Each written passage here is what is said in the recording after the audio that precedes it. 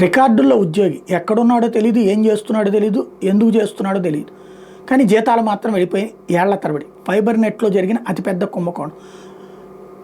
Out sourcing contract పేరుతో దాదాపు 717 మంది ఉద్యోగులు ఉన్నట్టు.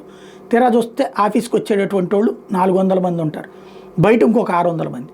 వాటిని తొలగించాలనే ఆ మధ్యన జీవీ రెడ్డి ప్రయత్నం. కొంతమందిని అప్పుడే తొలగించారు, మిగతా వాళ్ళది ఎంక్వైరీ చేసి తొలగించాలి కాబట్టి దశల వారీగా తొలగిస్తుంటే నోటీసులు ఇవ్వాలి. రూల్ ప్రకారం నోటీసులు ఇవ్వకుండా డైరెక్ట్గా తొలగిస్తే ఎవడన్నా రేపు కోర్టుకి వెళ్తే ప్రాబ్లం అవుతుందన్నమాట. అందుకని దశల వారీగా తొలగిస్తుంటే ఈలోపు అధికారి మీద ఆగ్రహం వ్యక్తం చేయడం, అటు అధికారిని బదిలీ చేసి ఇటు జీవీ రెడ్డిని రాజీనామాని ఆమోదించినటువంటి సందర్భం చూసాం. ఇప్పుడు తాజాగా ఫైబర్ నెట్లో మరొక 200 మంది ఉద్యోగాల తొలగింపు జరిగింది. 2021 మార్చి నాటికి 400 మంది సిబ్బంది ఉంటే 2024 ఏప్రిల్ నాటికి కాంట్రాక్ట్ ఉద్యోగులు 727 మంది, అవుట్సోర్సింగ్ అయితే ఏకంగా 617 ఉన్నారట.